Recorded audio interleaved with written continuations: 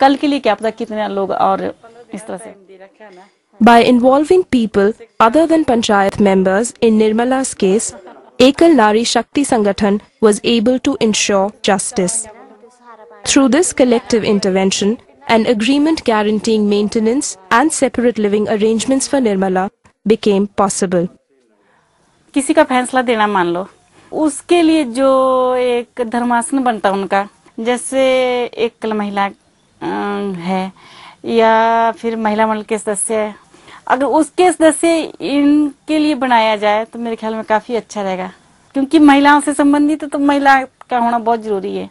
हिमाचल प्रदेश ही एक ऐसा प्रदेश मुझे दिखाई देता है उत्तर भारत में जहां पर सक्रिय महिला मंडल है,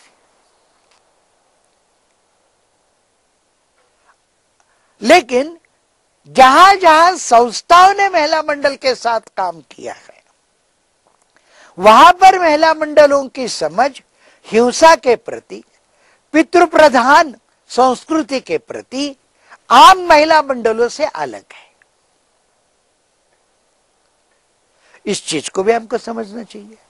अगर कहीं ऐसे महिला मंडल उपलब्ध है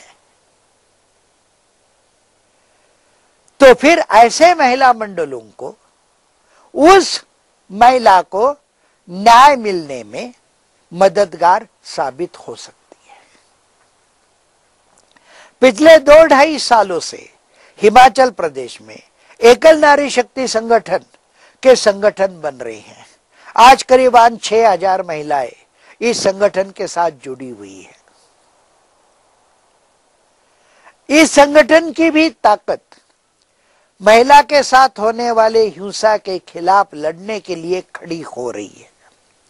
तो जो संस्थाएं महिलाओं के साथ होने वाली हिंसा के खिलाफ लड़ने के लिए गांव-गांव में पंचायत स्तर पर तैयार हो रही है, ऐसे संस्थाओं को न्याय पंचायत के साथ मिलाना बहुत जरूरी है। Besides structural changes like involving Mahila Mandals and Ekal Nari Shakti Sangathan in the judicial functioning of panchayats, there is a strong need to strengthen the capacities of panchayat members. Lack of legal awareness comes in the way of panchayats delivering rights-based justice. हमारे जो अभी system है, जो elected representative होते हैं, उनकी कोई qualification नहीं है, एजुकेशनल क्वालिफिकेशन। तो न्याय में मान लो उनको आईपीसी की धाराओं का निर्णय देना है, कोई 35-34 धाराएं जो हमारे एक्ट का एक शेड्यूल 3 है, उसमें उसका विवरण दे रखा है कि उन्होंने कौन कौन सी धाराओं के तहत उनको एम्पावर किया गया है। तो अगर कम पढ़ा लिखा या बिल्कुल पढ़ा लिखा आदमी नहीं होगा जो न्याय बेंच में, तो उनको थोड़ी प्रॉब्लम आएगी, क्योंकि वो प्रक्रिया तो अपनानी है। थोड़ा उनको ज्ञान होना चाहिए कि ये आईपीसी क्या है, इसमें हमारी शक्तियाँ क्या है, इसमें किस तरह का हमने काम करना है। तो एक तो वो बैरियर है उसके लिए कि भी उनकी एजुकेशनल क्वालिफिकेशन उस लेवल तक नहीं है जो जिस लेवल तक एक न्यायिक काम को करने के लिए उनको होनी चाहिए। उसके लिए उनको बेसिक कैपेसिटी बिल्डिंग की जरूरत है। Very little stress is laid on judicial aspects in the training carried out by the Directorate of Panchayati Raj. In a 5-day training program for Pradhans and Up-Pradhans, only 3 hours are allocated for training in judiciary. No impact assessment regarding the efficacy of these trainings has been done so far. The emphasis in training is on matters related to development, finance and accounts.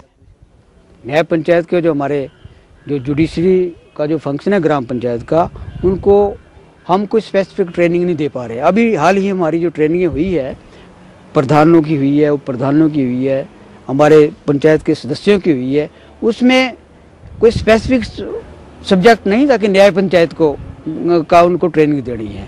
सिर्फ उसमें था act और rule के जो provision है उनको समझाना है। Our idea was never for judicial. I think the department never thought of judicial training as such. The department simply thought of training them in general about the act. Because if department or the government would have thought that judicial training should be given, then then clearly some judicial some days would have been fixed for that training, but there was never a thought for that also. Simply a thought was there ki like after election they should be simply trained, talked about the department, how a department functions, how the total administration runs, how the Panchayati Raj Act functions, what act gives the powers, how many devolution has been done by different departments. General affairs have to be talked about. So it was a general training, but judicial training was never an issue. So if judicial training is thought about, then naturally judicial training will happen somewhere in 5 or minimum 6 days.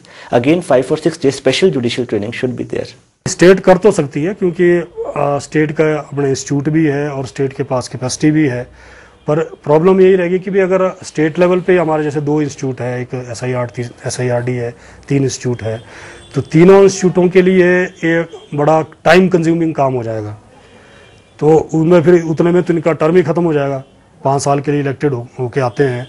तो अगर हम इंस्टीट्यूटों के ऊपर ही इनका training का दारोमदार रहता है तो उसमें बहुत टाइम लग जाएगा, फिर उसके परिणाम फिर उतने सार्थक नहीं रहेंगे। तो इसमें या आउटसोर्सिंग करके हो सकता है, या कोई NGOs की मदद लेके, या कोई ऐसी स्वयंसेवी संस्थाएं जिन्होंने इस फील्ड में कोई काम किया है तो उनको इन्वॉल्व करके, या निचले लेवल पे ही, या पंचायत लेवल पे या ब्लॉक लेवल पे कोई कैपेसिटी बिल्डिंग का ट्रेनिंग कैंप से या उस तरह का ऑर्गेनाइज करके तो जल्दी से जल्दी इनको कैपेसिटी बिल्डिंग की जा सकती है। ये मान लो इनके ऊपर घरेलू हिंसा होता है, सबसे पहले ये कहाँ जाएंगी? पहले ये सुपरवाइजर के पास आएगी, ठीक है कि ये Apart from exclusive judicial training, Panchayat members also need to be sensitized about the rights of women. This would enable the effective implementation of an act like the Domestic Violence Act. Gender sensitization could be done through trainings carried out by civil society organizations working on gender issues.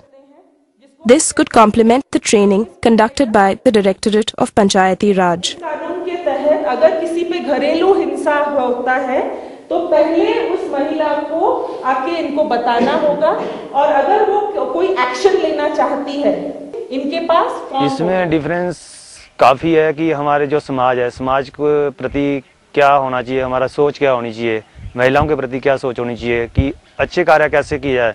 जब तक हमारी सोच अच्छी होगी तभी समाज भी अच्छा होगा। अगर मतलब आज हम अच्छा करेंगे तो 4 लोग और भी हमारे साथ जुड़ेंगे तो वो भी अच्छा करेंगे। तो ये सोच होनी ज़्यादा अच्छी है। मतलब जो ट्रेनिंग हुई है बहुत ही बढ़िया हुई है कि लोगों को इतनी अच्छी सफलता मिली है, और सफलता मिलेगी आगे हम जाएंगे, किसी केस आएगा तो हमारे को पता लगेगा कि इस केस को किस तरह से हमें सॉल्व करना है, किस तरह से हल कर सकते हैं हम इसको आगे। तो इसके बारे में हमारे को काफ़ी नॉलेज भी मिली यहाँ पे कि आप किस तरह से केस को लेते हैं। पहले इतनी नॉलेज नहीं थी कि केस आया है तो हम नॉर्मली ले लेते थे उसको भी, चलो आया है चलो ऐसे ही कर दो इसको, तो छोड़ देते थे ऐसे ही। तो अब काफ़ी अच्छी ट्रेनिंग मिली है तो इसका फ़ायदा भी हुआ है बहुत ज़्यादा। इस तरह की ट्रेनिंग का ये है जैसे कि हमारे को करा रहे हैं लोग, थोड़ी अगर हम में हिम्मत आ जाती है, जैसे मैं आपसे कुछ सवाल जवाब कर रही हूँ, या पहले तो जैसे आपने बोला कि जब तक मेरे को सही चीज का पता नहीं होगा कि मैं शुरुआत कैसे करूं, अगर मैंने खेती करनी, मेरे को नहीं पता कि हल कैसे चलाना, बीज कैसे बोना, फिर उसके बाद फसल कैसे तैयार करनी, यही बात है। अगर मुझे को कानून का पता नहीं होगा, जैसे हमने बोला कि घरेलू हिंसा के बारे में मुझे नहीं है पता कि मैंने पहले सुपरवाइजर के पास जाना है, उससे कॉन्टेक्ट करना है, उसके पास मुझे इसके बारे में मिल जाएगा कुछ भी सोल्यूशन, तो मैं कहाँ जाऊंगी? मैं सोचूंगी मेरे कौन सुनेगा, क्या करेगा। इसे ऐसा भी थोड़ी जानकारी मिल जाती है, हिम्मत। अगर कल तो मेरे को हर जगह कोई टॉर्चर करता ही रहेगा तो मैं कब तक चुप रहूंगी? मेरे में हिम्मत, एक पावर आ जाएगी कि मैं स्थिति को कैसे ना कैसे सॉल्व करूं जाके। तो इस तरह की ट्रेनिंग का ये है कि हम थोड़ा बहुत ही सही, 10 में से 1% ही सही हम उस चीज को कवर करते हैं, अपने पास लेते हैं और औरों को बता भी सकते हैं।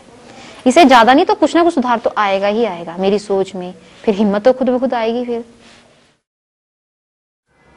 जुडिशरी को और सशक्त करने के लिए मेरा ये सुझाव भी रहेगा कि डिस्ट्रिक्ट लेवल पे I mean DPO, under the control of DPO एक लीगल असिस्टेंट ड्यूली क्वालिफाइड भी नियुक्त होना चाहिए सरकार की तरफ से, डिपार्टमेंट की तरफ से, ताकि जिले की कोई भी मतलब कोई क्लैरिफिकेशन हो, कोई गाइडेंस हो, वो उससे सीधी ली जा सकती है और वो टाइम टू टाइम पंचायतों का सुपरविजन भी करे और मौके पे भी उनके रिकॉर्ड को चेक करे। And at the same time हमारे डायरेक्टोरेट लेवल पे भी एक लीगल सेल क्वालिफाइड पर्सन्स का वो होने चाहिए लीगल ऑफिसर होना चाहिए under the control of director Panchayati Raj, ताकि ये जुडिशरी और सशक्त हो सके।